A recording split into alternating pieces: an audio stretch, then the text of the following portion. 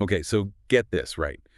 Uh, the head of Homeland Security wants to get rid of FEMA. Hmm. Yeah, FEMA.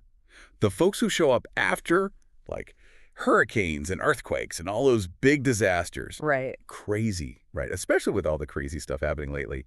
Seems like they should be, like, super busy. Well, it is a bit of a shocker, right? I mean, you got to remember that FEMA is huge. Like, Yeah. over 20,000 people work there, and their whole job is to help people before, during, and after disasters. Right. Like, they handle federal resources, they give out tons of funding. They're basically like the first line of defense when something terrible happens, you know? Yeah, they're like the disaster Avengers or something, right? Mhm. So why would anyone want to get rid of such a big, important organization?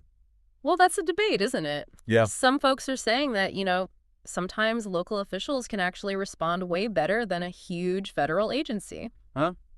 Like, think about it this way. Christine Noem, she's the head of Homeland Security, and she's really pushing this idea. She's saying that local officials are just closer to the action, They Right. get what their communities need right away, and they can cut through all the red tape that slows down these big federal agencies. I guess that makes sense. Like, if a pipe bursts in your house, you don't call some national plumbing agency. You just call your local plumber. Exactly. Right. They're there in like 5 minutes.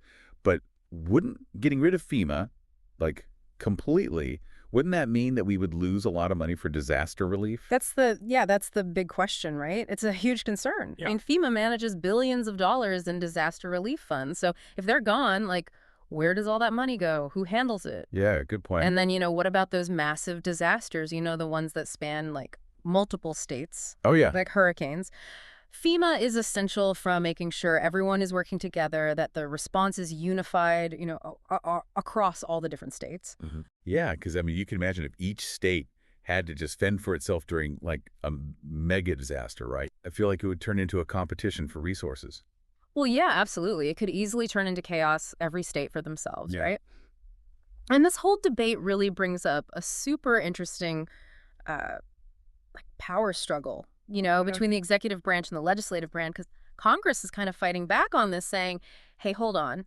The president can't just get rid of agencies and freeze their funding without our approval. Oh, So it becomes this big question of like, well, who really has the authority to decide how these critical agencies like FEMA are structured and how they're funded?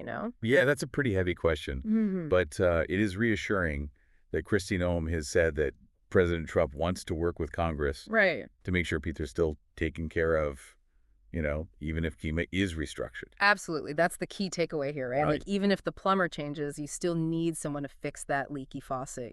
Exactly. So what should the future of FEMA actually look like? Yeah. Like, is there a way to balance having local control that's efficient with still having the resources and coordination of a federal agency? That's the million-dollar question. There's Mhm. no easy answers here. It's complicated stuff. But it's a crucial question?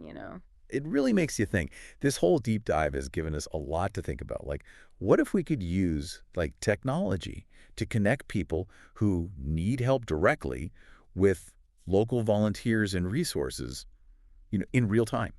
Like, Yeah. imagine a disaster response network that's powered by the community itself.